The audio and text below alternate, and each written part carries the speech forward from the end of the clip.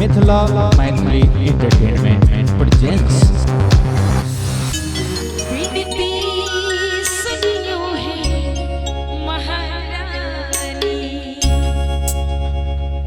हम सब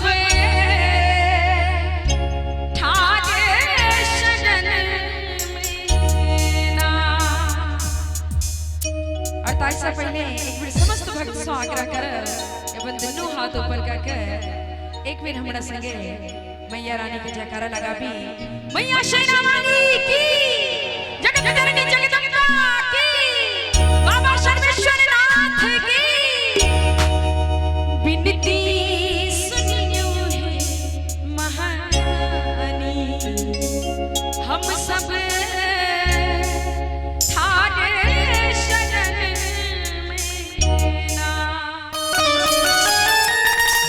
हम सब ठाड़े शरण में ना है, हम सब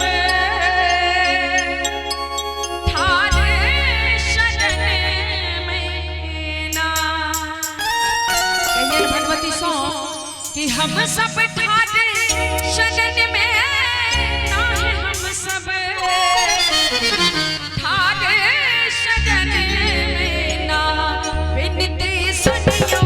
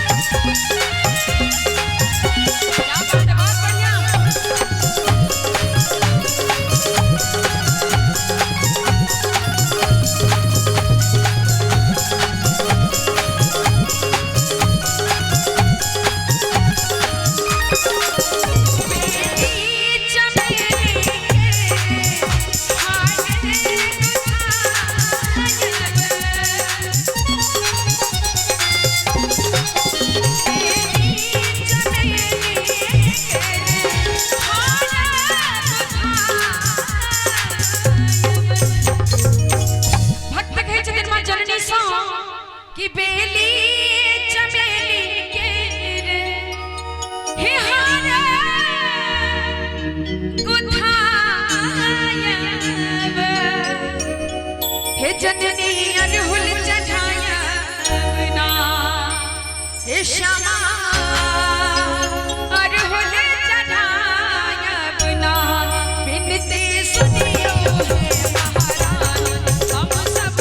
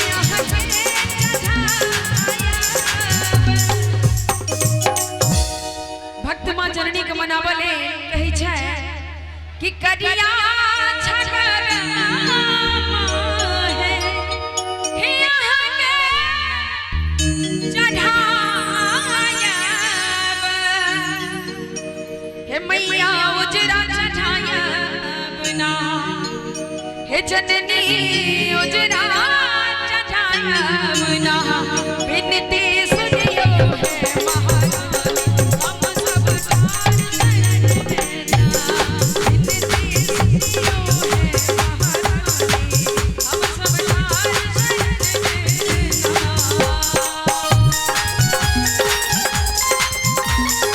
क्या बात है बहुत बढ़िया।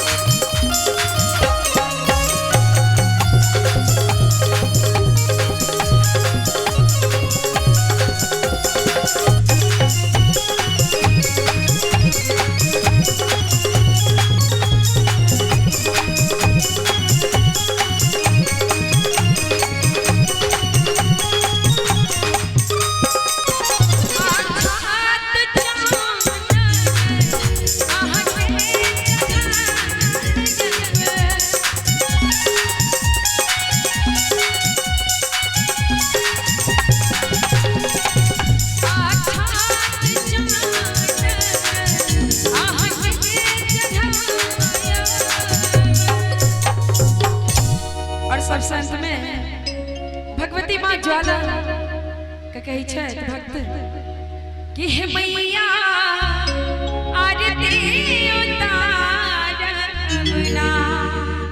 हे जननी आरती उतारबना बिन